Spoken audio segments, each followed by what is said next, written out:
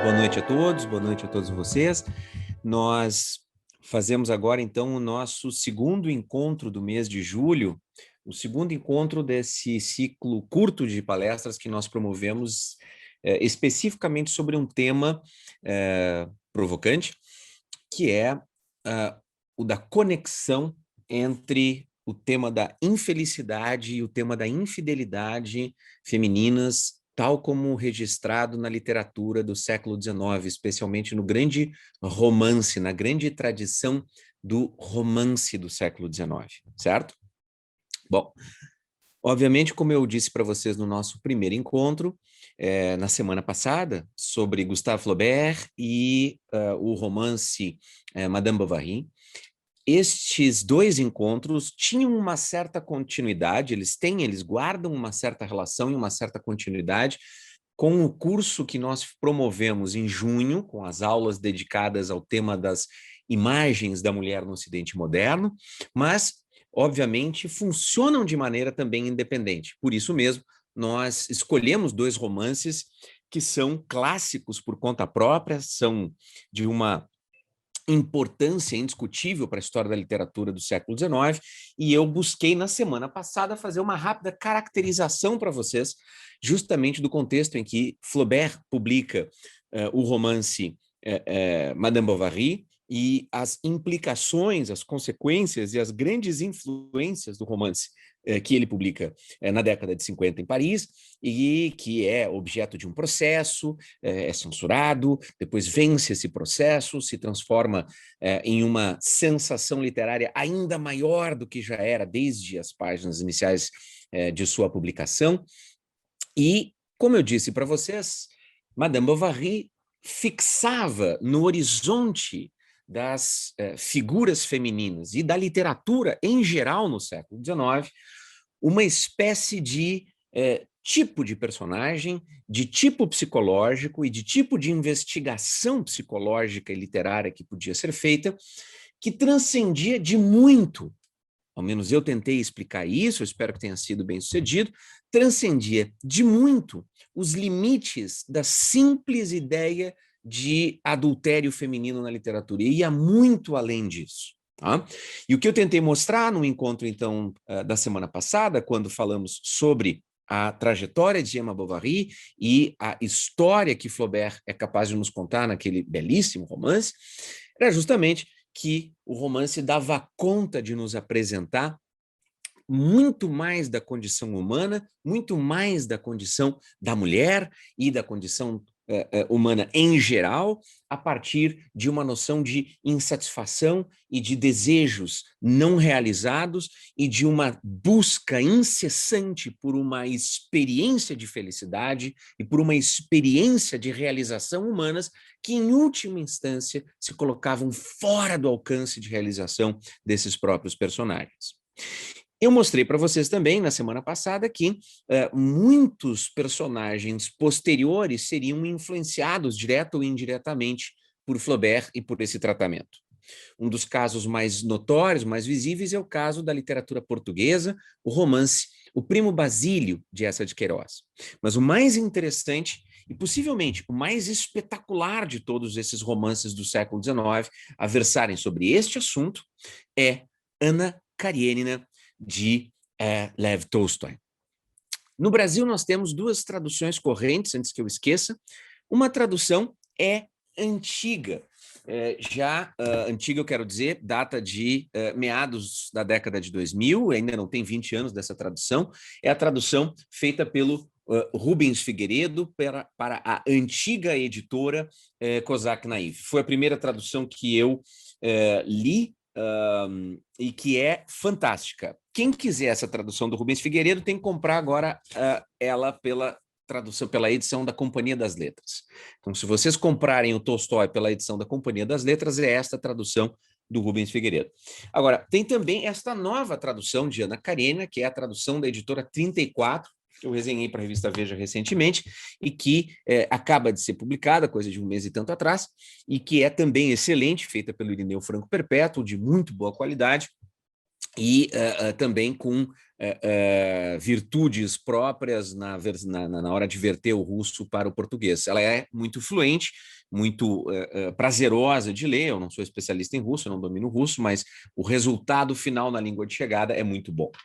Agora, o que tem em Ana Karenina, o que traz esse romance para que eu já de cara diga para vocês que eu considero este o mais extraordinário, o mais impactante desses romances do século XIX a abordarem esse tema. Mais do que isso, alguns críticos foram mais longe do que eu ainda, que estou aqui dizendo para vocês que eu acho que é o melhor desse gênero e a tratar desse tema.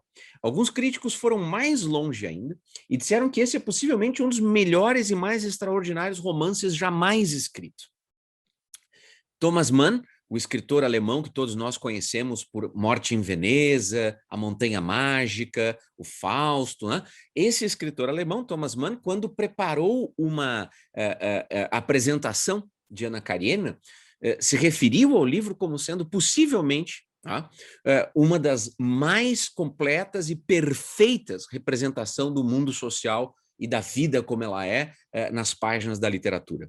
Ele diz que nunca a arte chegou tão perto da natureza, querendo dizer com isso que praticamente nunca, em nenhum outro momento, a capacidade de criar um mundo ficcional, de criar um mundo literário, chegou tão próximo desta extraordinária capacidade que é apresentar-nos a vida tal como ela é em sua realidade mais profunda e mais complexa.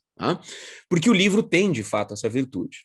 Outros escritores destacaram os aspectos mais específicos da cultura russa e dos elementos psicológicos. Tudo bem, mas o fato é, estamos diante de um romance incontornável, portanto, da história do século XIX. E todo mundo conhece o modo como esse romance começa. Ele tem uma das aberturas mais famosas, um dos inícios de livro mais célebres da história da literatura ocidental.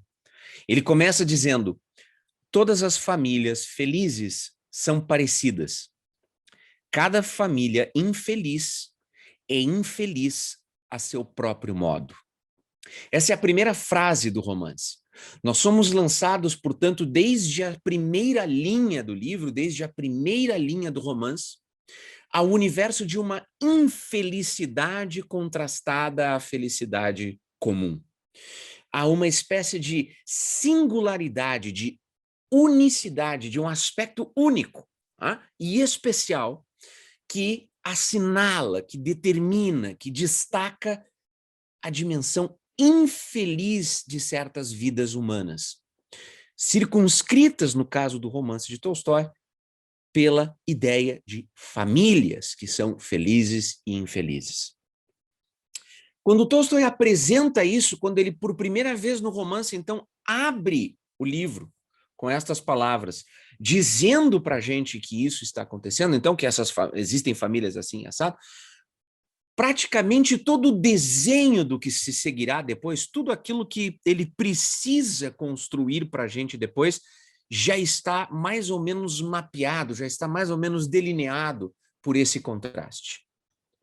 Não por acaso, as primeiras páginas do romance são dedicadas não à protagonista, a personagem que dá título ao livro e que seguramente atrai todo o nosso interesse, é o objeto de todas as nossas atenções. Não é Ana Karenina quem aparece de início.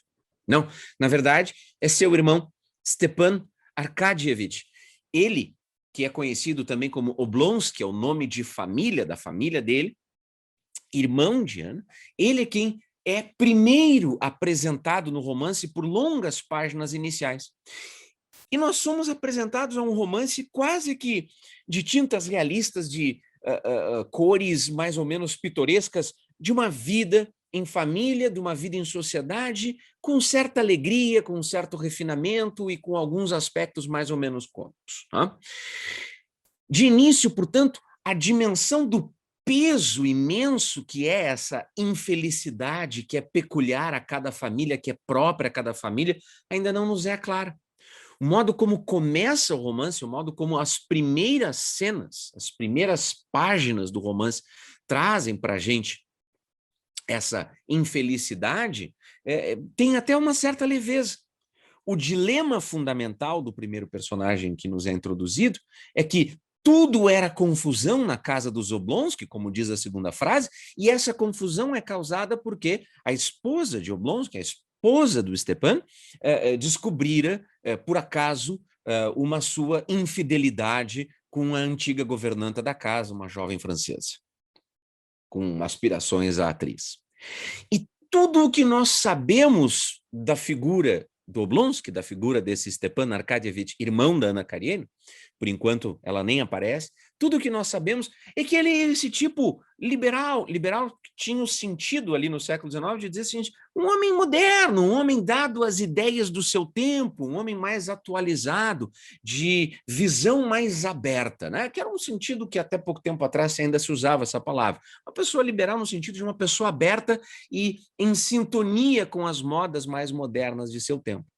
Então, o Stepan é apresentado para a gente como esse tipo mais moderno, é um tipo que leva uma carreira não propriamente brilhante, mas o suficiente para ganhar bem e gastar muito mais do que ganha, gosta dos seus luxos, gosta da sua vida confortável, mas, sobretudo, e este é o fundamental, ele é aquele tipo bonachão, ele é aquele tipo engraçado, ele é aquele tipo que é carinhoso e querido com todo mundo, ele é aquele tipo que é benquisto por todos, justamente porque gosta das pessoas, é boa companhia, se faz agradável.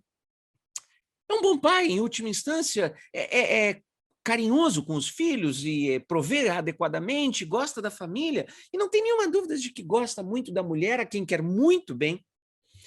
Só tem um problema, ele é um mulherengo, assim como gosta muito de ir a restaurantes excelentes e ter excelentes refeições, assim como gosta muito de assistir às óperas e de estar bem vestido, na boa moda, ele também é um mulherengo. E todo o início do romance em torno desta traição descoberta por sua esposa e a infelicidade que se instala na casa dos Oblonsky por causa disso, como que nos deixa antever, é como se a gente estivesse espiando de início, algo que nós sabemos que se tornará o assunto do romance, a história adulta de Anna Karenina, mas, por enquanto, é só uma visão, um vislumbre. Só que esse vislumbre nos é dado por Tolstói não pelas tintas da tristeza, não pelas tintas do sofrimento mais profundo. Claro que Daria, a esposa de Oblonsky, sofre. E é claro que o próprio Oblonsky está profundamente abalado com o casamento em crise. Pede ajuda aos amigos, pede ajuda à família. Mas o peso todo que nós vamos sentir ao longo do resto do romance com a tragédia que vai se abater sobre a vida de Anna, isso ainda não aparece aqui. Tudo tem um ar ainda leve. À medida que nós vamos sendo apresentados a essa história, chega a ser até irônico o planejamento, o esquema literário que Tolstói prepara para nos introduzir neste mundo. Porque, diante das tristezas todas de Oblonsky, que vê a mulher mal, da Daria, que vê o marido tentando se reconciliar, mas incapaz de se emendar, de ser diferente, de não mais incorrer nos seus antigos pecadilhos adúlteros, diante dessa infelicidade, chegam em Moscou os dois outros personagens que vão compor a tríade, as três famílias que nós observaremos ao longo do romance. Lembre-se, a frase inicial do romance é: todas as famílias felizes são parecidas, mas as infelizes são infelizes, cada uma à sua maneira.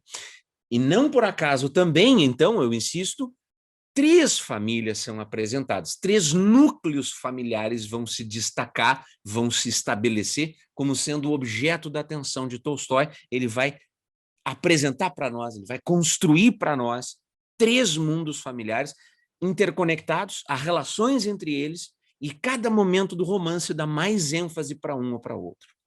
Quais são esses outros dois personagens que chegarão a Moscou? E os dois são diretamente ligados ao Oblonsky, diretamente ligados ao nosso primeiro personagem apresentado tão graciosamente em sua pequena tragédia familiar adúltera, aqui nas partes iniciais do romance, Em primeiro lugar, chega um personagem chamado Liovin, Liovin, Liovin. Liovin é, no romance, uma espécie de alter ego do próprio Tolstói. Todos os biógrafos e especialistas, a partir das cartas do Tolstói, dos depoimentos da mulher de Tolstói e do filho mais velho dele, depois já da morte do pai, todos convergem para essa compreensão unânime. O personagem Liovin, que aparece quase tanto, se é que não mais, que Ana Karenina, é um alter ego do próprio Tolstói. E este jovem que aparece, então, nas páginas iniciais do romance, com seus 33 para 34 anos, era um amigo dos tempos de faculdade do Oblonsky. Ao contrário do Oblonsky, que era bonachão, funcionário de carreira com alto salário, que consumia a vida com pequenos luxos lá em Moscou, adorava a boa vida mundana, né, era amigo de todo mundo, o Liovin era um sujeito mais ligado ao campo, queria se dedicar à vida na fazenda dele, cuidar da propriedade da família. Era um sujeito abalado por dúvidas éticas de descobrir exatamente o que é ser um homem justo, como é que nós devemos viver uma vida correta, o que significa não acreditar mais na religião neste meu tempo, isso é final do século XIX, ali, 1870 e tantos, neste meu tempo em que a ciência parece ter desbancado a posição de Deus e da igreja e das crenças religiosas. Todas essas ideias consomem o jovem Liovin.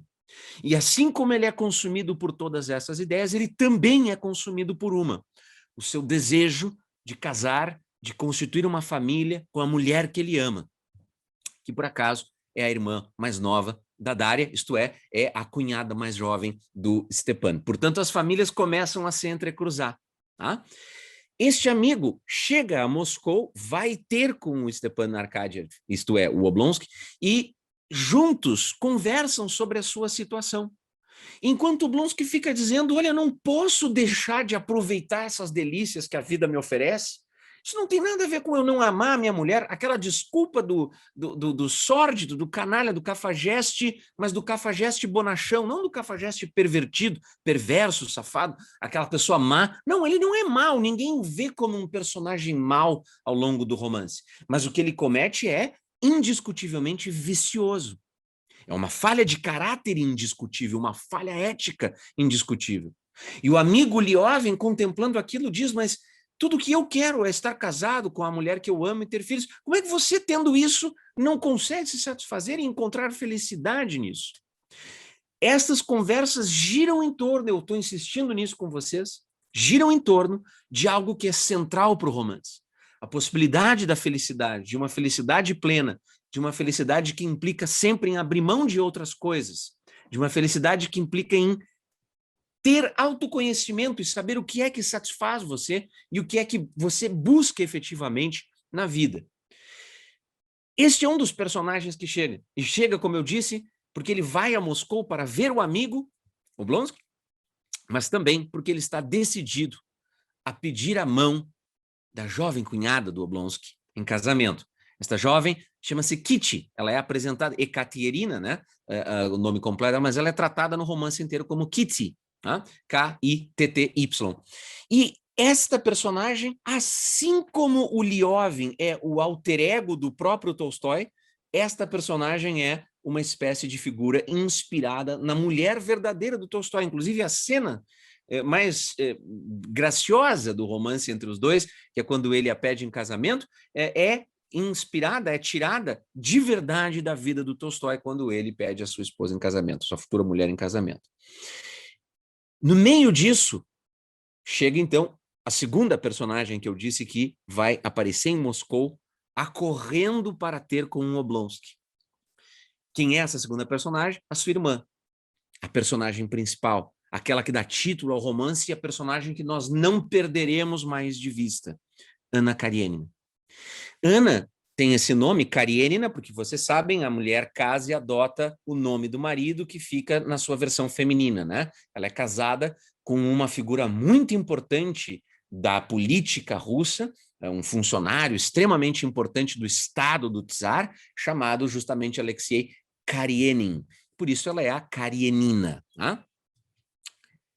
Ana chega em Moscou, pois ela mora em São Petersburgo com o marido e o filho.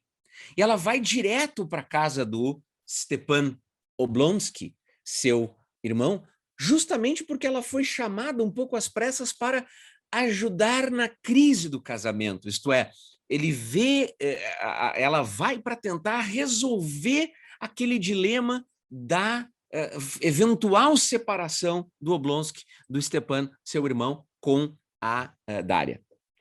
O que é interessante é que justamente ela vai passar por um processo brutal de crise amorosa, crise no casamento e relações conturbadas às quais a gente já vai chegar. A gente já sabe disso, mas a gente já vai chegar lá. E o romance começa com ela indo como uma figura que vai prestar socorro. Tudo isso já seria suficiente para a gente considerar essa abertura do romance, essas páginas iniciais do romance como sendo excepcionais, e de fato elas são excepcionais. Tudo isso já seria o suficiente, mas tem mais. Quando ela desce da estação de trem, assim que ela chega em Moscou, ela tinha vindo no trem acompanhada pela mãe do conde Vronsky, aquele que será o seu futuro amante, o pivô de todas as transformações na sua vida. E na própria plataforma, ela trava conhecimento com ele. Então, tudo está encadeado de maneira ainda que nós não sabemos o que vai acontecer, nem o leitor que não leu ainda o livro, não conhece a história, não viu o filme, não tem nada, ele não sabe o que vai acontecer, mas todos os elementos estão lançados já desde essas páginas iniciais. Está tudo entrelaçado nestes momentos iniciais. Inclusive, o mais terrível de todos os elementos literários construídos por Tolstói em sua obra. Eu não vou dizer de pronto todo esse elemento, porque eu preciso dele bem no final da aula, mas ele já aparece aqui no início, vocês me cobrem no final da aula para que vocês não percam a conexão entre as duas coisas. Pois bem, a cena inicial está dada, a abertura do romance está dada, as relações estão estabelecidas. Os núcleos que nós acompanharemos serão o núcleo de Ana Karenina, casada, mas que nós já sabemos terá como amante o conde Vronsky, o núcleo de Stepan Arkadievich, que é o irmão de Ana Karenina, o Oblonsky, casado com a Dária, tá? E o núcleo Liovin e Kitty.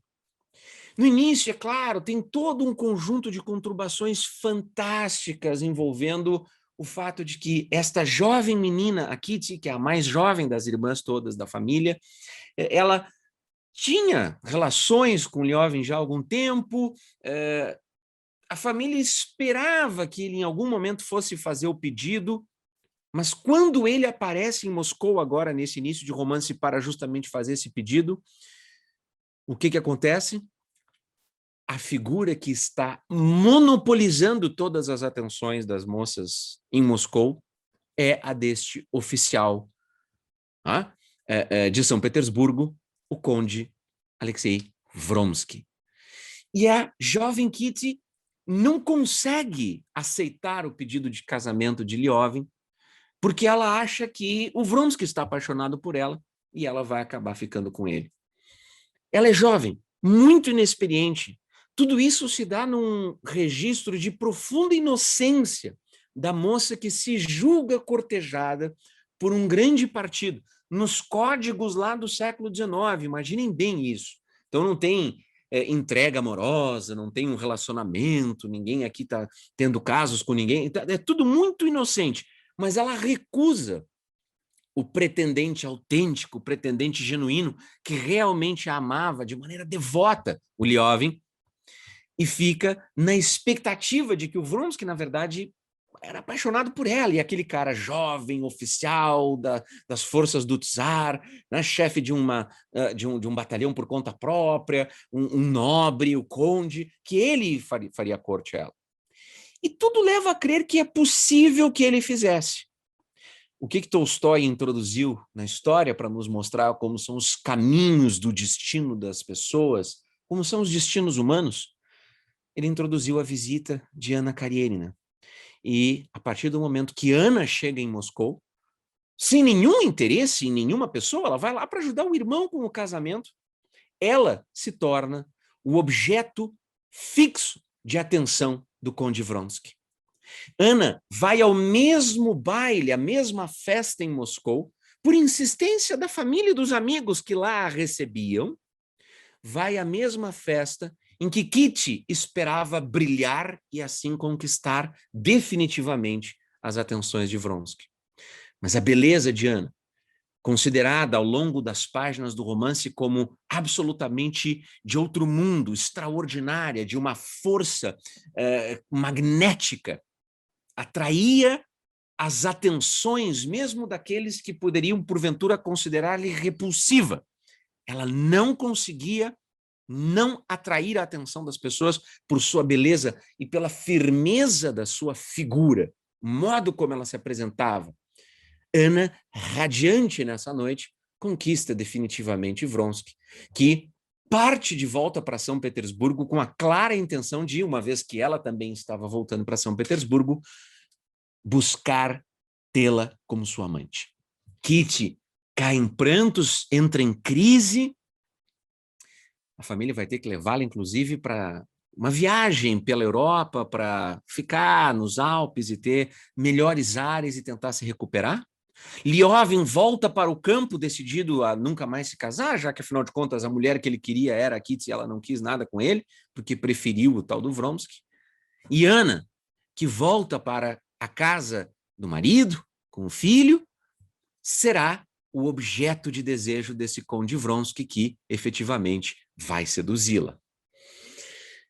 Portanto, nós chegamos a um momento em que o romance se estrutura de tal modo que aquele que tinha sido inicialmente o personagem que entra no romance com a família em desordem e numa certa infelicidade familiar, a saber, o Oblonsky, cuja mulher tinha descoberto lá que ele tinha um caso com a antiga governanta francesa, sustentava ela tentando ser atriz, não sei mais aonde, lá em Moscou.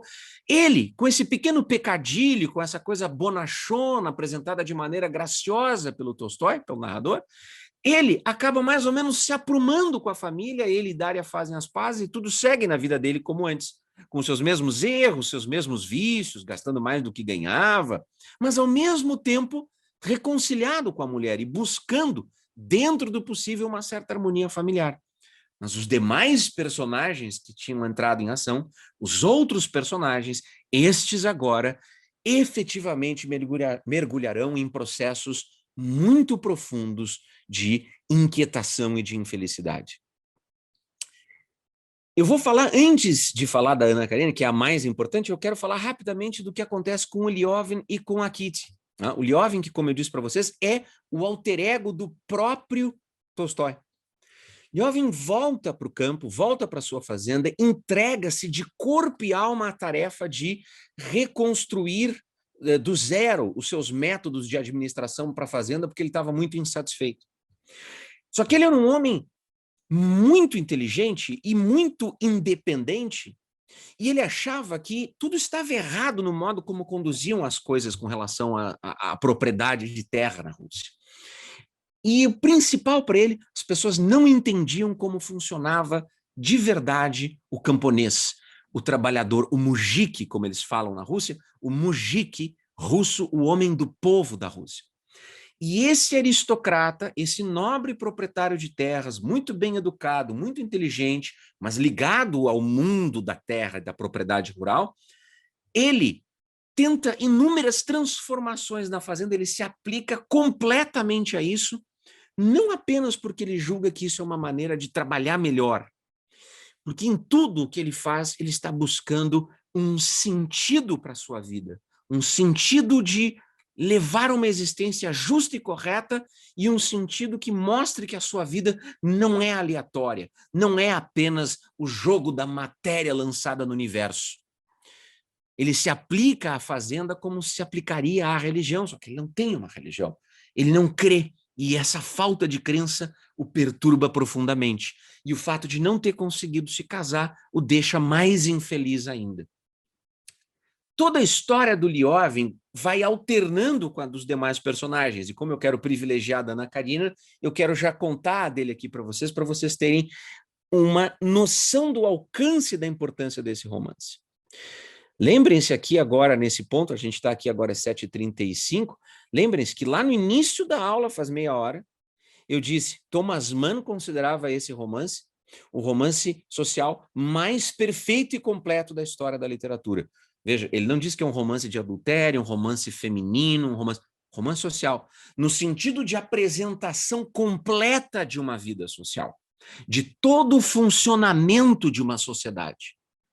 Por isso que no meio de Ana Karenina é tão importante compreender por que a figura do Lioven, que é, como eu disse, o alter ego do próprio Tolstói, por que ela aparece com tanta ênfase? Porque ele representa uma condição do homem russo no século XIX, do aristocrata russo intelectualizado, buscando novas formas de organização para a própria vida, mas, sobretudo, buscando responder uma inquietação existencial. Ao longo da história, Lioven vai descobrir, por relação muito próxima e íntima que tem com o seu grande amigo, Oblonsky, que a jovem cunhada do Oblonsky, a Kitty, por quem ele era apaixonado e que o recusara e tudo mais, não chegara a se casar com o Vronsky como ele suspeitava. Porque ele tinha ido se isolar no campo, ele não sabia mais o que tinha acontecido lá.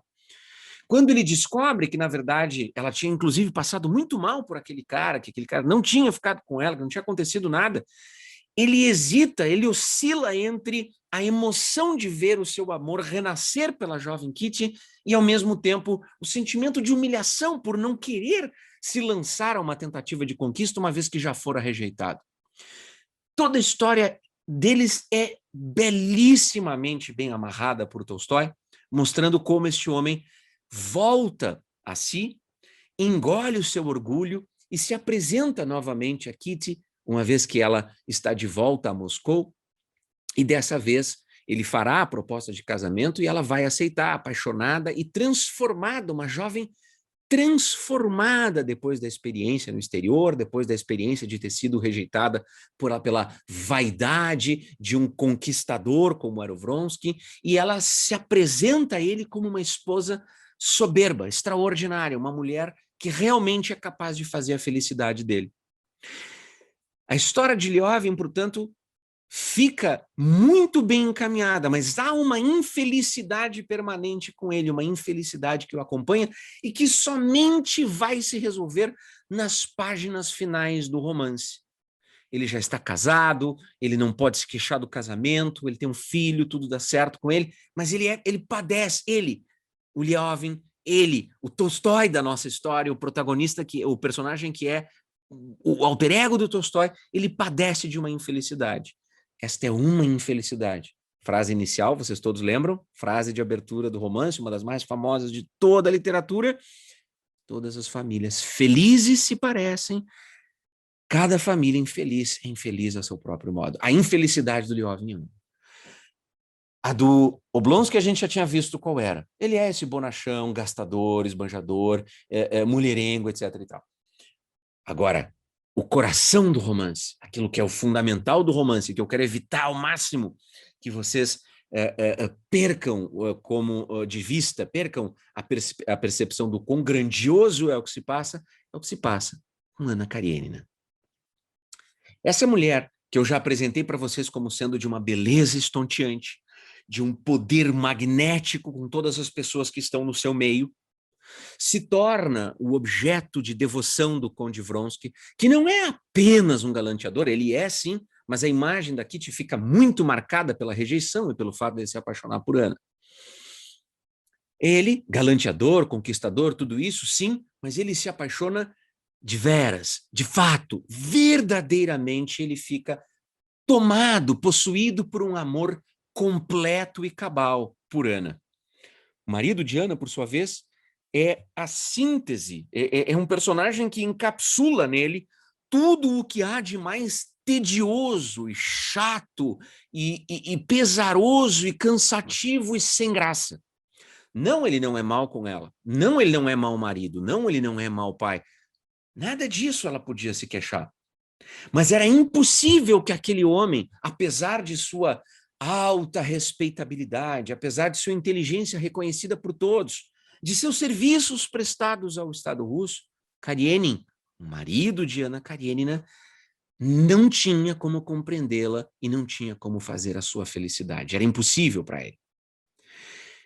É por isso que ela, apesar de nunca ter tido nos 6, 7 anos que está casada com ele, em todo o período em que vive com ele, nunca ter tido nenhum deslize, não ser uma mulher fácil, não ser uma mulher que se entrega aos prazeres mais superficiais da vida, não ser uma mulher como várias outras do seu meio em São Petersburgo, que se entregava a casos amorosos com a mesma regularidade, que trocava de vestidos para as festas, e isso aparece no romance.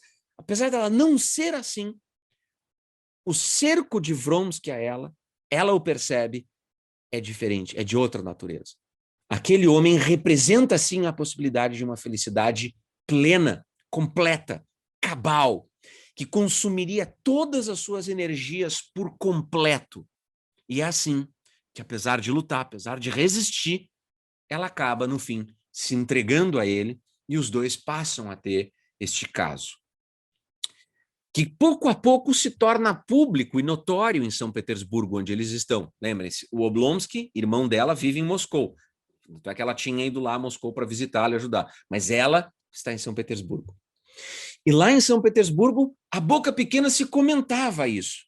E o fato de que a virtuosa Anna Karenina, a esposa do tão importante Alexei Karenin, agora tinha se mostrado apenas mais uma dama da sociedade, cuja beleza extraordinária leva fatalmente a, em algum momento, encontrar um jovem amante e desfrutar das delícias carnais, isso satisfazia uma parte da fofoca são petersburguense, mas não era apenas este o ponto principal.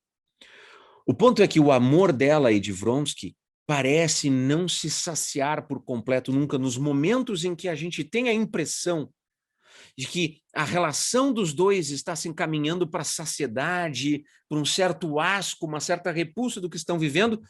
Eles mergulham novamente numa enérgica disposição para ficar somente um com o outro, como se não fosse possível conceber a vida de um sem a de outro. Mas eles não sabem como fazer. O que seria adequado? Novamente um elemento social se apresenta aqui no romance. Que elemento social é esse? Tolstói está sim interessado também, não apenas, mas também, em nos apresentar um raio-x da instituição do casamento no século XIX, na Rússia czarista de seu tempo, e, sobretudo, da instituição do casamento e dos seus efeitos para a mulher. Nós ficamos sabendo bem depois, já da história avançada, como Ana foi a parar casando com um cara tão mais velho como o Karenin, que não tinha nenhum atrativo para ser um homem que despertasse nelas o seu interesse. Ela era órfã, ela e o irmão, né, são órfãos, ela é criada por uma tia muito carola e muito interessada em se livrar logo de resolver o problema, e quando o Karenin aparece como governador da província onde eles vivem, essa tia faz o quê? Dá um jeito de emplacar o casamento. E quando nós lemos no livro a história pelo ângulo do próprio Karenin, ele também se sente como alguém que cai numa armadilha de ter que casar com a jovem a que ele mal cortejara. Mais do que isso, não é apenas casamentos que não se realizam pela plena disposição, vontade e amor genuíno dos cônjuges que Tolstói tem em mente. Também a condição da mulher no que diz respeito ao fato de que ela, e isso é um tema suscitado no debate público russo do final do século XIX, a mulher é um objeto quase que de posse do marido, uma vez que está casada. Sem autorização do marido, ela não pode tirar sequer passaporte para viajar de uma cidade para outra. Quer dizer, a ideia de que o casamento é objeto de análise aqui transcende o tema da felicidade versus a infelicidade e alcança essa dimensão social global maior da vida russa do século XIX. Tá? Ao mesmo tempo que eu diria que ela transcende essas duas camadas para tocar no âmago do problema, que é a da satisfação ou não, da realização ou não da felicidade individual, da felicidade humana envolvida no lance arriscado de duas pessoas que se põem a passar o resto da vida juntas. Tá? Então, Ana vive esse casamento assim e não sabe o que fazer agora que tem esse grande amor com o Vronsky e os dois não sabem como agir. Ela pode abandonar o marido, o que acontece? E o filho? Ela vai ser uma perdida? Nenhuma porta da sociedade se abrirá a ela? Sem relações, sem amizade, olha, isso não tem nada a ver com o horizonte de interpretação de Tolstói, mas nós que passamos um ano e tanto isolados, que passamos meses e meses sem poder ver as pessoas, sem poder falar com as pessoas, imaginem se isso fosse uma condição imposta a nós por nossa vida social, por nossa condição amorosa, ou por nossa condição qualquer que seja, de natureza matrimonial, ou o que quer que seja. Esta ideia, né, de uma espécie de ostracismo, de condenação a um ostracismo interno à própria sociedade em que se vive, é realmente a marca da réproba, né? Pesaria sobre ela. O que fazer? E o que fazer com o filho que ela ama? Ela pode abandonar o marido simplesmente? Todos esses dramas moldam, portanto, um conjunto de escolhas morais que Ana precisa fazer junto de Vronsky. Para ele também a situação não é tão simples quanto parece. Porque por mais que se possa dizer que para ele, ele conquistou a mais bela mulher daquela geração, ele conquistou as atenções, ele vive feliz com ela, ele a possui, ele está abrindo mão da carreira dele no exército. Como já abrira antes ao recusar uma promoção, abre mão agora ao se recusar a abrir mão daquela relação, casar-se e ter uma vida normal. Por quê? Porque isto fazia parte de um processo de representar as forças tsaristas e de ser um oficial da nobreza no exército. Ele não é qualquer oficial. Por mais que a mãe interceda, por mais que o irmão intervenha com ele, por mais que os amigos conversem com ele, ele está decidido a ficar com ela até o último momento. Ana revela então que está grávida dele. O desespero de Karenin, o marido, vai agora às raias, né, da loucura. No entanto, implacável em sua lógica de vida e sobrevivência em sociedade, ele se dispõe a fazer algum tipo de arranjo com a mulher, desde que eles consigam salvaguardar um mínimo das aparências. Ah? Mas nem isso, então, eles vão conseguir fazer, porque o desprezo que Ana sente por esse marido começa a se tornar cada vez mais insuportável. E para nós leitores, este elemento de sua infelicidade é muito difícil de compreender. Porque frequentemente, da metade para o fim do enredo em torno de Ana, nós somos lançados a este personagem como alguém que, traído não porque era mal, mas porque não era capaz de fazer a outra pessoa feliz. E vamos combinar, isso não é razão, né, para propriamente causar a infelicidade do outro.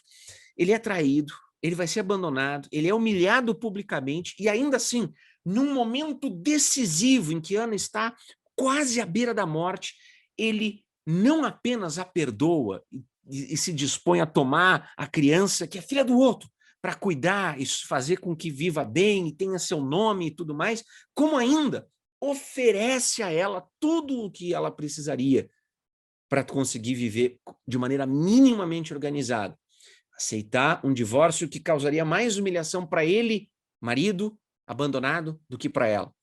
Desde que certas condições mínimas de respeito à sociabilidade fossem aceitas. Mas nem isso ela pode aceitar, e é por isso que eu digo que é difícil para nós, leitores, entender o ódio de Ana com relação a esse homem.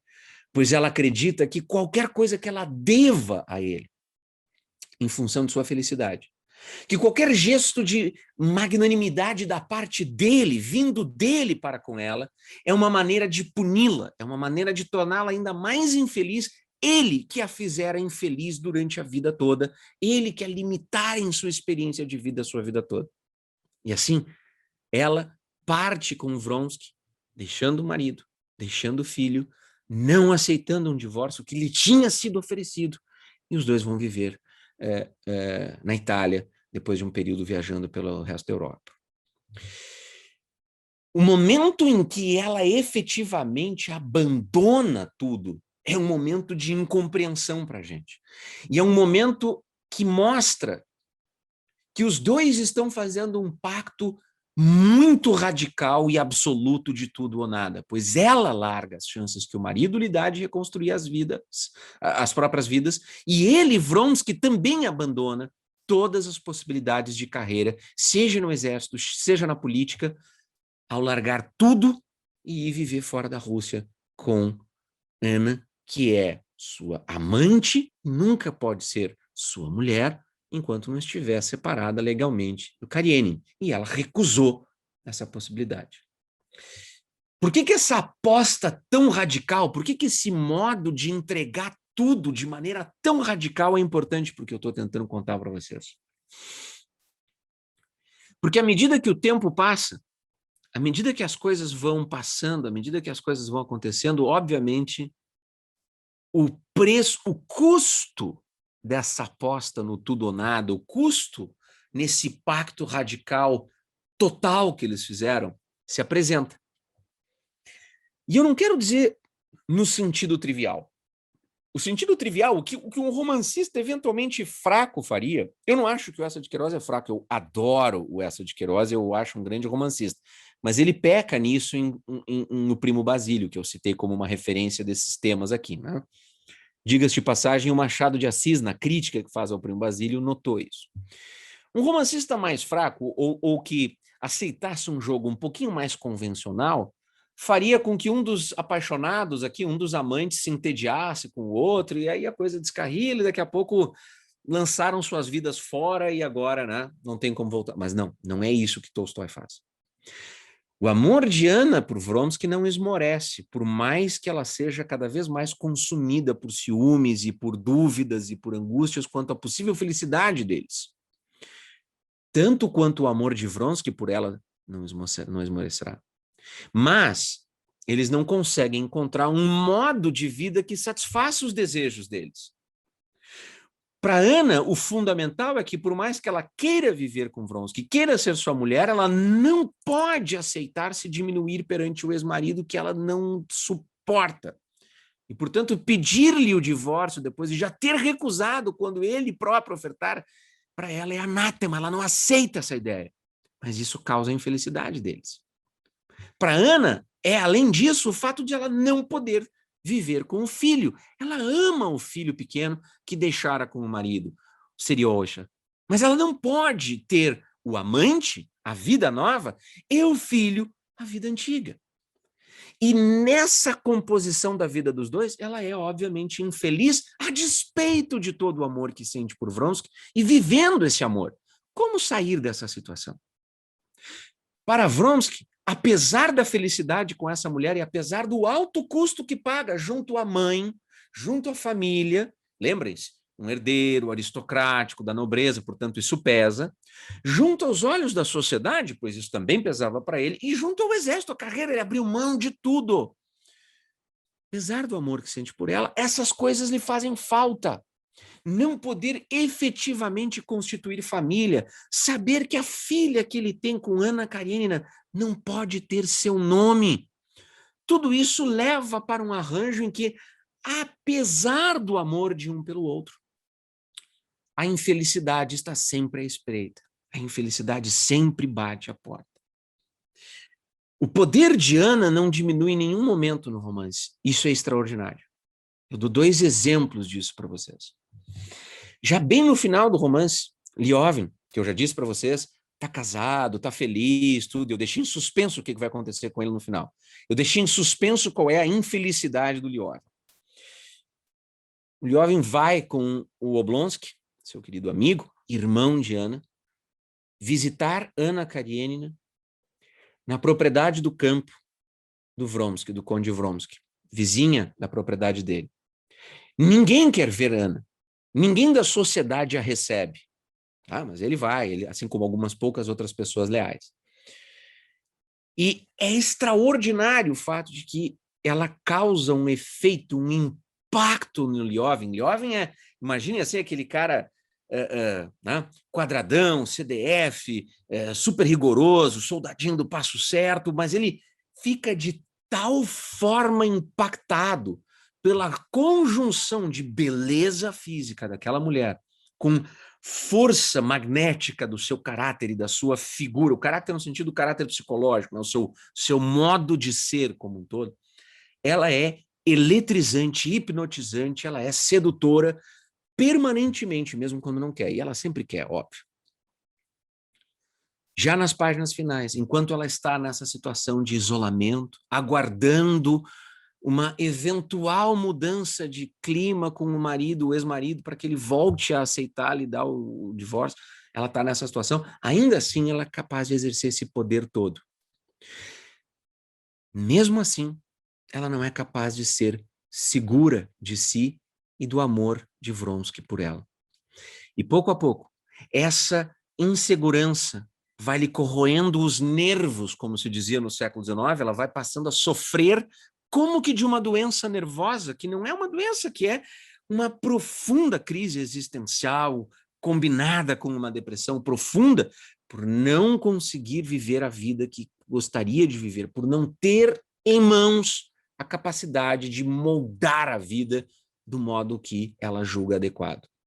Não pode viver com o filho, não pode obter o divórcio do modo como gostaria, não pode ter de Vronsky a exclusividade total de suas atenções, e ela pensa, se eu abrir mão de tudo isso, por que ele não pode abrir mão da vida em sociedade, ou do cargo, ou disso, ou daquilo? Ela não consegue compreender. E na cabeça dela começa a surgir sistematicamente a suspeita de que só pode ser que ele não a ame mais. Eu relendo agora para fazer essa resenha, eu li a edição da 34 e eu reli muitas das minhas anotações daquela outra edição que eu mostrei para vocês, essa que era da antiga da Kozak Naif aqui também, né? Que agora está pela companhia. E vendo as minhas anotações de juventude, eu fiquei impressionado, assim 20 e poucos anos eu li, eu dizia assim, mas não é possível, eu anotava para mim mesmo, assim, dialogando comigo nas minhas notas, é exasperante o modo como ela não consegue enxergar que esse cara a ama, esse cara largou tudo por ela, as brigas deles não fazem sentido. Como muitas vezes na vida real, dois seres apaixonados profundamente entram em rotas de colisão e em rotas de conflitos de maneira psicológica torturante. E qualquer pessoa de fora pode dizer, isso não faz sentido, parem de brigar por isso. Mas quem está consumido pelo vórtice daquele conflito não consegue. Ora é uma suspeita de que ele prefere a vida mundana, ora é uma suspeita de que ele não ama o suficiente para abandonar os planos de carreira, ora é a suspeita permanente, insistentemente, de que ele vai trocar por outra mulher, e de que assim como ele se apaixonou por ela, se apaixonaria por qualquer outro. E da parte dele, tudo que falta é a resolução prática de certas questões para que eles vivam uma vida como o casal que ele quer. Só que o conflito vai crescendo.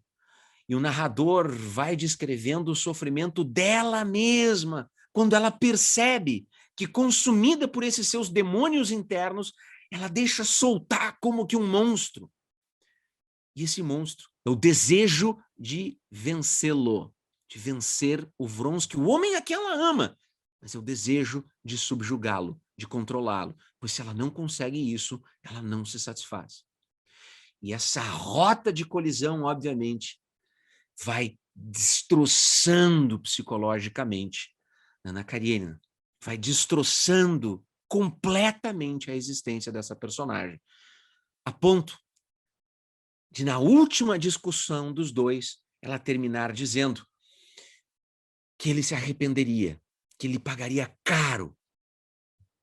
E ele não entende, pois afinal de contas eles estavam juntos, decididos a fazer o que ela tinha proposto, ele tinha cedido tudo na discussão anterior. Isto é, ela não quer mais ficar em Moscou, ela quer voltar para o campo, ela não quer... Ele cede tudo. Ainda assim, no meio da discussão, o demônio que se apossava dela, nas palavras do narrador, volta a aparecer e ela quer dominá-lo. Ele diz que vai à casa da mãe, ele diz que passará na propriedade da mãe, nos arredores de Moscou, para acertar umas últimas contas, e subitamente o humor dela se vira e ela não consegue mais pensar em outra coisa, a não ser que tem outra mulher, que ele vai traí-la, que ele vai abandoná-la, que não tinha nenhuma razão para ele ir lá, ou que antes, então, quando ele dizia que não podia ir para o campo, não tinha nenhuma razão para dizer que ia para o campo. Ela fica obcecada com isso. Brigam, e brigam feio. Ele parte e ela é consumida por horas de inquietação nervosa, sem saber o que fazer. Agora, eu preciso, de verdade, perguntar se vocês me permitem seguir adiante com a conclusão completa do romance, sabendo que, bom, se trata de um romance de 1877, então todo mundo já deve ter lido, conhece, mas é que há um elemento aqui muito importante, mas que é um spoiler. Vocês estão satisfeitos? Vocês estão à vontade com a ideia de que eu vou entrar nesse spoiler ou vocês preferem? Não conta o que acontece com eles e tal. Se alguém quiser que eu não me manifeste e dê uma editada, eu tenho a minha versão editada do final da aula, tá? Não se preocupe. Mas eu acho que seria importante. Bem no início do livro, bem no início, tá? A gente já está aqui no fim, mas tá bem no início do livro eu disse para vocês. Tolstói foi tão extraordinário no modo como ele construiu toda aquela cena inicial, em que todos os elementos, os núcleos familiares, as infelicidades de cada um, estava tudo mais ou menos apresentado, que até mesmo isto, que para quem conhece o livro e os filmes e a história hoje, em 2021, é trivial, mas para o seu público lá no século XIX, para os grandes leitores que vieram décadas e décadas seguintes lendo esse livro, é uma criação soberba. Quando Ana, por primeira vez, chega em Moscou para visitar o irmão, no capítulo 1 do livro, quando ela chega na estação, acompanhada da mãe do Vronsky, e conhece o Vronsky, esta não é a única coincidência do livro. Esta não é a única coincidência que o Tolstói insere no livro. Neste dia, no momento em que eles estão na plataforma, travando conhecimento, né, se apresentando e conversando, um acidente ocorre na estação. Um homem é atropelado por um vagão do trem. E aquilo é noticiado, aquilo vira uma correria, e muita gente fica consternada com aquilo. Vronsky ajuda a família daquele pobre homem que caíra bêbado nos trilhos do trem, acabará esmagado brutalmente e é morto. Ao longo do romance, a gente quase não lembra disso. E quando chega no final do livro, a gente vai ficando angustiado com o modo como Ana, nas últimas páginas do penúltimo capítulo, da penúltima parte do livro, fica obcecada com a ideia de que a única coisa que puniria por completo o Vronsky por ele não entregar a ela mais amor do que ele entregava, um amor que fosse ainda mais completo, que a preenchesse de maneira mais plena ainda, a única maneira de vingar-se dele e de puni-lo seria com a sua própria morte. Ela, Ana, morrendo. E assim, consumida por essa ideia, ela parte atrás dele para saber se ele vai encontrá-la, se ele voltaria da casa da mãe naquele dia, se ele faria as pazes com ela, e como há um desencontro entre os mensageiros que vão trocar os bilhetes, ele não consegue respondê-la a tempo, somente diz, não posso, lamento, só à noite. Ela se dirige à estação. Ela toma o trem, ela para naquela mesma estação de Moscou. E é uma das cenas mais perturbadoras, é um dos momentos mais extraordinários da literatura do século XIX, e eu diria de toda a história da literatura. Eu digo isso porque não é apenas o que ocorre no momento final, no desfecho último, é todo o processo do que vai se passando com ela, é tudo o que acontece na cabeça dela nesse meio tempo. Enquanto ela andava pela cidade, enquanto ela percorria pela cidade, as ruas, no seu tilbre, né, na carruagem dela, enquanto ela buscava encontrar o que fazer, a sua cabeça vai se consumindo por ideias desencontradas. Ela começa a dizer assim: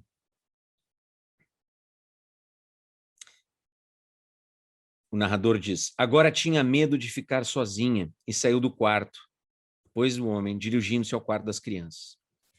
O que é isso? Isso não está certo. Esse não é ele. Onde estão seus olhos azuis? Onde está o seu sorriso gentil e tímido? Esse foi o seu primeiro pensamento. ao avistar a sua menina gorducha e corada de cabelos negros, em vez de seu filho, Sirioge. Ou seja, ainda em casa, antes de sair, ela já começa a ficar com o pensamento nublado. Ela olha para a filha esperando ver o filho que ela já não vê há tanto tempo. Aí ela continua mais um pouco, olha para o relógio, tinham se passado 20 minutos. A essa altura ele já deve ter recebido o bilhete. Ele deve estar voltando, ele é o Vronsky. Não muito tempo, mais 10 minutos. Mas e se ele não vier? Não, não pode ser. Ele não pode me ver de olhos chorosos. Vou me lavar. Sim, sim, devo me pentear ou não? Perguntava-se. E não conseguia se lembrar. Apalpou a cabeça. Sim, eu me penteei, mas quando? Decididamente não lembro. Sem acreditar em sua mão, foi até o trenó para ver se tinha mesmo se penteado ou não. Estava penteada e não conseguia se lembrar de quando o tinha feito. Quem é essa? Pensou, ao ver no espelho o rosto inflamado, com olhos de um brilho estranho que a fitavam assustada. Mas essa sou eu? Entendeu de repente, examinando-se por inteiro. Sentiu o beijo dele em si e, estremecendo, mexeu os ombros. Depois levou a mão aos lábios e a beijou, a própria mão. Ou seja, a gente está assistindo, a gente está diante de nós, a gente está vendo a loucura dela. Ela pede para ir à casa, então, da cunhada, da mulher casada com Oblonsky, a Daria. Ela pede para ir até lá. Ela vai. No caminho, sentada na caleche, tranquila, que quase não balançava em suas molas flexíveis com o passo rápido do tordilho, Ana, ao estrépito incessante das rodas e as impressões rapidamente cambiantes do ar puro, voltou a examinar os eventos dos últimos dias, vendo sua situação de forma completamente diferente da que lhe parecia em casa. Agora a ideia de morte não lhe parecia mais tão medonha e clara, e a própria morte não se apresentava mais como inevitável. Agora se recriminava pela humilhação a que se rebaixara. Implorei que ele me perdoasse, submeti-me a ele, reconheci minha culpa, para quê? Por acaso não posso viver sem ele? E sem responder à pergunta de como viveria sem ele, passou a ler tabuletas. E assim o Tolstói engata a cabeça dela, pensando, misturando as cenas do que tinha se passado. Seus sentimentos com relação à briga que tivera com o Vronsky e as coisas que ela está vendo na rua. E o seu pensamento vai cambiando e vai mudando até que ela, então, chega à casa da amiga Dália, da cunhada, onde ela é bem recebida, mas não como gostaria, e acaba imediatamente reagindo de maneira arrogante, soberba e partindo, sem dizer às claras o que aconteceria. E as duas moças que ficam, a Dália e a Kitty, olham para elas dizendo: está mais terrível do que nunca, mas cada vez mais bela. É extraordinário o modo como Tolstói vai construindo isso. Há algo peculiar nela. Parece que ela quer chorar, mas ela está linda, ela está deslumbrante, ela continua cativante como sempre. E ela não sabe para onde ir. É nesse momento que ela então pede para ir de fato à estação.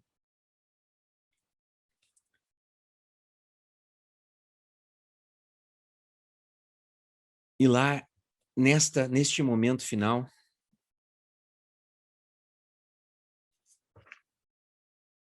ela começa a pensar que a única solução para ela é esta: livrar-se daquilo que a inquieta. E ela diz: sim, muito me inquieta, e a razão foi me dada para me livrar. Ou seja, preciso me livrar. Por que não apagar a vela quando não há mais nada para ver? Quando dá nojo olhar para tudo isso? Mas como? Por que o condutor parou e passou correndo pelo estribo? Por que eles gritam, esses jovens no vagão? Por que falam? Por que riem? Tudo é mentira, tudo é engodo, tudo é engano, tudo é mal. Ou seja, ela está consumida por uma sensação que transcende de muito a insatisfação dela com o Conde Vronsky. Para ela, tudo na vida se torna agora nada mais do que um engano e uma maldade e uma perversão completa de todos, e ela tem asco de si e dos outros. Ela pergunta pelo Conde Vronsky e ela ouve dos criados que estão com ela ali na estação que sim, ele estivera ali com a mãe, mas ao desencontro das trocas de bilhetes, e por isso ele não receberá a tempo o bilhete dela para voltar para casa. E ao contarem que ele estivera ali com a mãe, falam também que ele estava acompanhado de duas mulheres, uma princesa e a filha da princesa e tal. E aí ela é consumida por todo o seu ciúme. E é então que vem a parte final do romance. E de repente, lembrando-se do homem esmagado no dia de seu primeiro encontro com Vronsky, entendeu o que devia fazer. Baixando com passos rápidos e ligeiros pelos degraus que levavam do reservatório de água aos trilhos, parou bem perto do trem que se aproximava, olhou para a parte de baixo dos vagões, para os parafusos, correias e para as rodas altas de ferro-guça do primeiro vagão, que rolavam devagar, e a olho tentou determinar onde ficava o ponto intermediário entre as rodas dianteiras e as traseiras, e o instante em que esse ponto estaria na sua frente. Ali, disse ela para si mesma, olhando para a sombra do vagão, ali, bem no meio, e eu o castigo, e me livro de todos e de mim. O castigo que ela quer causar ao outro ao se matar. Queria cair no ponto intermediário do primeiro vagão que alcançou, porém, a bolsinha vermelha que quis tirar do braço deteve-a, e já era tarde. Era preciso aguardar o vagão seguinte. Uma sensação similar à que experimentava quando, ao se banhar, preparava-se para entrar na água, apossou-se dela, que se benzeu. O gesto costumeiro do sinal da cruz despertou em sua alma toda uma fileira de recordações de juventude. E, de repente, as trevas que lhe cobriam tudo se romperam e a vida lhe pareceu por um instante com todas as suas radiantes alegrias passadas. Porém, ela não tirava os olhos das rodas do segundo vagão, que se aproximava. E exatamente quando o ponto intermediário entre as rodas a alcançou, ela jogou fora a bolsa vermelha e, encolhendo a cabeça nos ombros, caiu embaixo do vagão, em cima das mãos, e como que se preparando para se levantar de imediato, ficou de joelhos. E nesse mesmo instante, horrorizara-se com o que fizera. Onde estou? O que estou fazendo? Para quê? Quis se levantar, retroceder. Porém, algo enorme, implacável, bateu em sua cabeça e puxou-a pelas costas. Senhor, perdoai-me por tudo, pronunciou, sentindo a impossibilidade de lutar. Um mujiquezinho, um camponesinho, proferindo algo, trabalhava no ferro. E a vela, sob cuja luz ela tinha lido aquele livro repleto de aflições, enganos, pesares e mal, ardeu com mais intensidade que nunca, iluminando tudo o que antes estava nas trevas, depois crepitou, começou a se apagar e se extinguiu para sempre. A vela é a chama da vida, a vela com a qual ela tinha lido o livro da sua própria existência, se ilumina e ilumina tudo perfeitamente, retirando das trevas nos seus instantes finais, e por fim crepitou e se apagou, extinguindo-se para sempre. Estes momentos em que nós acompanhamos o sofrimento completo, autêntico, genuíno dessa mulher, o seu desespero, a sua angústia, que culmina com esse gesto fatal do seu suicídio, que culmina com esse gesto pensado e premeditado para punir alguém que a amava profundamente, mas que ela julgava que não a amava o suficiente. Este momento é um momento de convergência de muita dramaticidade do romance inteiro. É muito difícil chegar a essas páginas, é muito difícil ser levado a essa loucura toda do amor de Ana por Vronsky, do desejo dela de um amor absoluto, de uma felicidade absoluta, total, capaz de dar conta de mover o mundo inteiro, quando, na verdade, aquilo que se apresenta para ela não é isso. É muito difícil chegar a isso e não pensar exatamente o que Liovin pensara ao conhecê-la, isto é, que mulher extraordinária, que coração tremendo, mas quanta infelicidade, dá pena. Nós somos construídos como leitores no universo de Tolstói para sentirmos essa pena do sofrimento de Ana. Nós nos apiedamos dela. Nós não conseguimos pensar nela apenas em termos de uma mulher que buscou a satisfação do seu desejo ou do seu amor. Nós buscamos, ao longo do livro inteiro, encontrar uma brecha para a realização da felicidade dessa personagem. E o mais engraçado, a gente já pode ter lido, a gente pode estar relendo, ou vendo o filme, ou revendo o filme, e a gente ainda quer vibrar com a chance da felicidade se apresentar para essa mulher, a chance da realização plena se apresentar para ela, e de uma paz que possa baixar sobre ela, mas isso não vem. O que vem é o peso deste baque sobre seu corpo, é a morte que lhe sopra esta última vela e esta última luz que lhe faz com que compreenda tudo, então. E assim termina a tragédia de Ana Karenina, e assim termina para a gente a infelicidade mais grave de todas as infelicidades possíveis. Porque a outra infelicidade, que encerra o romance de fato na sua última parte, a parte outra, é toda dedicada a do Liovin, o alter ego do próprio Tolstói. E ele encontra a paz, pois a sua infelicidade era o fato de não conseguir crer, era o fato de não conseguir ter fé. Pois ele buscava permanentemente ter fé por meio de uma explicação do mundo que a religião pudesse lhe dar, em competição com as explicações que a ciência pudesse dar.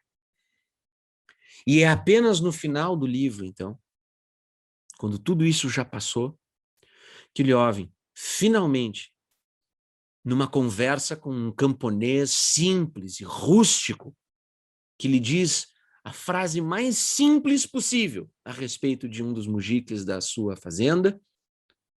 A frase é: ora, é que ele é um homem justo, vive não para si, mas para sua alma e para Deus.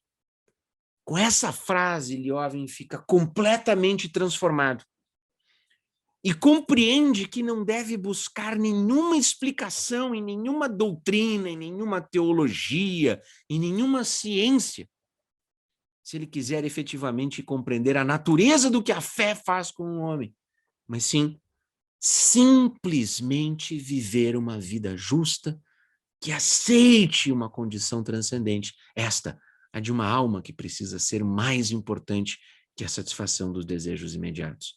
E assim, se Ana Karenina termina com esse sopro trágico da morte da própria Ana, não deixa de ser um feito literário extraordinário conseguir reerguer o leitor nas páginas finais para nos mostrar um caminho de felicidade possível, um caminho de saída para aquela infelicidade que é própria a cada família, justamente por meio do Liovin, justamente por meio deste que é o alter ego do próprio Tolstói.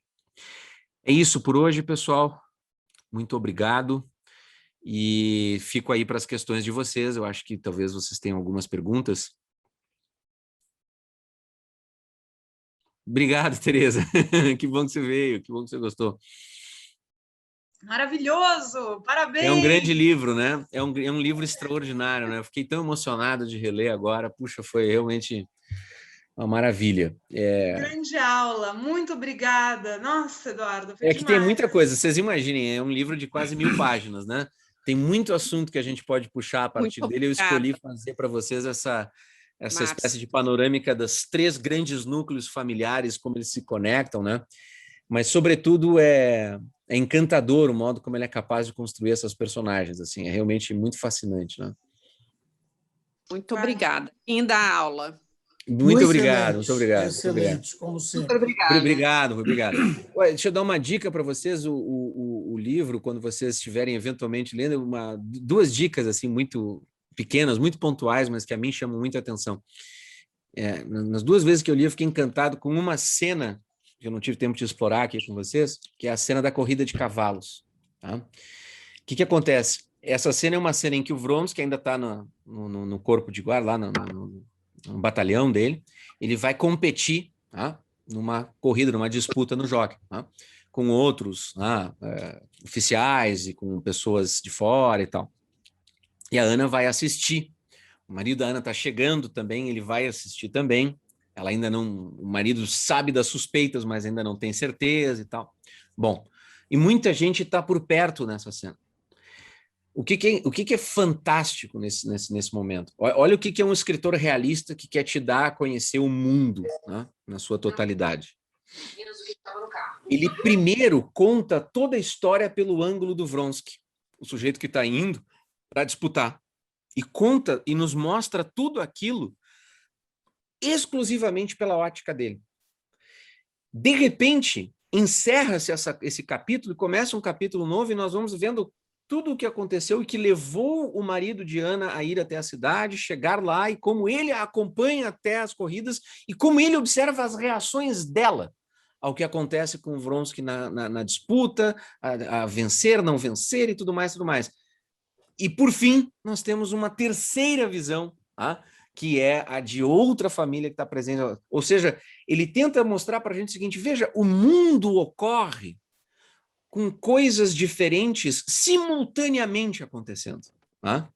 E eu, como escritor, eu quero tentar transmitir para vocês essa ideia dessa simultaneidade, de mostrar que, ao mesmo tempo em que o Vronsky está lá, mergulhado exclusivamente na disputa com os outros jockeys, os outros cavaleiros, ao mesmo tempo a Ana está tendo seus calafrios com o risco que ele corre na corrida e o marido está observando ela de um certo jeito e os amigos estão chegando de uma outra forma. E tudo isso está acontecendo simultaneamente. Né? Mas que coisa extraordinária. Nós conseguimos, pela visão, compreender dentro de um certo raio de coisas a simultaneidade. Né? A música, por exemplo, é capaz de fazer a simultaneidade das coisas, né? Uma orquestra sinfônica, justamente, ela congrega sons diferentes juntos, né? É isso que acontece. Agora, a literatura não tem como fazer isso. Não há como eu dar a vocês a plena sensação de que tudo está acontecendo de maneira simultânea sem dizer para vocês, primeiro isso aconteceu, depois isso aconteceu. Simultaneamente, estava acontecendo também tal e tal e tal coisa. Então, é uma luta do artista com a linguagem, com o seu instrumento, com o seu meio, que é a nossa linguagem, né? Para dar conta de nos mostrar isso. Eu acho esse um dos momentos mais extraordinários de técnica literária que eu já vi. E o outro que eu chamo a atenção para quem estiver relendo, por acaso, o livro, estiver enfrentando, ou quiser enfrentar agora, é no período que o Vronsky e a Ana passam na Itália, pintam um retrato dela na Itália. Um artista pinta um retrato dela lá. Quando o Liovin vai visitá-la, ele vê a Ana com esse retrato. Ele vê na sala da casa do Vronsky, ele vê esse retrato. E assim, é soberbo, é extraordinária a reação do Liovin, a descrição do retrato e a reação do Liovin diante do retrato e depois a entrada dela. Prestem atenção nessa modulação, assim. Esses, para mim, são momentos assim, de brilho literário do Tolstói, assim, inalcançáveis. Assim, é realmente um autor... E pensar que esse cara está escrevendo isso, assim... Ele começa a escrever isso 5 anos depois de ter feito nada mais, nada menos do que Guerra e Paz. Quer dizer, o cara tinha entregue o livro russo por excelência, aquele épico de 1.500, 1.600 páginas, aquela história extraordinária, guerras napoleônicas, aquele mundo da corte, aquela coisa estupenda. E, de repente, 5 anos depois, ele é capaz de começar esse mergulho na figura da Anna Karenina e compor um retrato de fineza psicológica feminina e amorosa e existencial dessa. É realmente uma dessas potências humanas que você não sabe como é que vem parar na Terra, assim, né? Enfim, fica o meu entusiasmado incentivo para que vocês releiam ou leiam o livro. O que temos semana que vem? Oi? Aí não é semana comigo. Que vem. Semana que vem não é comigo. A Tereza, você sabe, eu não sei o que tem na semana que vem. Sim! Não é comigo. Semana que vem a gente vai para as artes plásticas. Legal. Então, vai ter uma palestra, eu agora tenho que relembrar. Vai ter uma sobre os gêmeos e outras que preciso me relembrar aqui, gente, desculpa, não sei. Mas são 2 palestras sobre as artes plásticas. De artes plásticas, legal. E depois a gente vai anunciar com calma, né, Tereza, o segundo semestre. Inclusive eu falei com a Lita para a gente combinar algumas coisas juntos, que vai envolver mais russos e mais Rússia e tal. Aí a gente conversa com calma e anuncia para todo mundo. Ah, que legal. Eu fiquei muito feliz que vocês se falaram. Que legal. Bom, pessoal, como sempre, vocês têm meu e-mail, né? eduvofp@gmail.com. Caso queiram tirar dúvidas ou perguntar qualquer coisa, fiquem sempre super à vontade, tá? E a gente volta a se falar no ciclo de setembro, certo? Oi, fala. Aqui, oi. Oi, tudo bem? Oi, diga. Tudo bem, boa noite. Foi ótimo. Boa noite. Eu adorei. Muito obrigado. Você ficou de mandar a resenha que você fez da Veja para a gente? Eu acho que você tinha falado alguma coisa. Sim. Peraí, só um instantinho. Eu boto aqui para todo mundo. Eu já posso avisar sobre as próximas. Semana que vem é sobre a Beatriz Milhazes, a aula, e daqui a 2 semanas sobre os artistas, os gêmeos, que fazem pronto. Essa é a próxima. Obrigada. Obrigada, Edgar. A semana que vem é do outro, os gêmeos que fazem aquela arte gráfica nas ruas. Na caixa de comentários, perdão, acho que eu respondi errado aqui. Perdão, desculpa, eu respondi errado uma coisa, só um instantinho. Na caixa de comentários eu coloquei aqui o link da matéria da Veja, que está na Veja impressa de 2, 3 semanas atrás. Eu acho que eu mandei para você, né, Tereza, o PDF também. Você pode circular para o pessoal, caso as pessoas queiram aquele PDF, caso alguém não tenha acesso ao link. Bom, para quem eventualmente não assina, caso não esteja aberto, tem um truque de pirataria, pirataria fantástico, que é aquele outline.com, né? Não devia fazer isso, mas, enfim, como eu não trabalho mais lá, então... outline.com, você larga o link nesse outline, ele abre praticamente qualquer site fechado, tá? Então, esse texto foi o texto que eu escrevi, mas a Tereza tem o PDF. Tereza, se você não se importar, encaminha para a secretaria, que a secretaria distribui para o pessoal todo o que quiser. Já tá na mão, tá? Alguém perguntou também o seguinte, se a gente pode antecipar os livros. Sim, tá? A única coisa que eu vou dizer eu só não vou falar hoje, porque assim, a gente tinha uma programação prevista para setembro que talvez seja deslocada para novembro, justamente para fazer uma tabelinha e emplacar uma combinação com o mês de agosto que a Lita vai fazer sobre Rússia, então, como eu ainda vou combinar com ela isso, vai ter mais autores russos, 200 anos do Dostoiévski, tem muita coisa extraordinária esse ano para a gente celebrar da Rússia, da literatura russa, né? Então, eu ainda vou confirmar exatamente qual é a lista de livros russos do Dostoiévski e outros escritores que vai ter em setembro. Para novembro, vão ser 2 autores de ficção latino-americana, Mário Vargas Llosa e Gabriel Garcia Marques, 2 prêmios Nobel, 2 latino-americanos, com uma história de amizade rompida em determinado momento, falsamente atribuída a uma disputa ideológica, na verdade era briga por mulher, é claro. Mas, enfim, os 2 gigantes da literatura latino-americana desses últimos 60, 70 anos, assim, extraordinários escritores, isso em novembro. Setembro, 200 anos do Dostoiévski, mas eu ainda vou completar com mais algumas coisas que ainda não foram abordadas dos russos, para casar com o mês de agosto, que vai ser sobre russos com a curadoria da Lita, tá bom? Gente, então, qualquer coisa vocês podem me escrever, fiquem bem à vontade, eu estou por aí também, e podem contatar o pessoal da secretaria pedindo qualquer esclarecimento, caso não lembrem do e-mail e tudo mais. Tereza, obrigado por ter assistido, fico sempre muito feliz. Rui, bom sempre ver você por aí, todas vocês. Espero que tenham gostado. Um grande abraço, boa semana, cuidem-se bem. Boa noite. Tchau, tchau. Boa noite. Abraço. Tchau. Obrigado.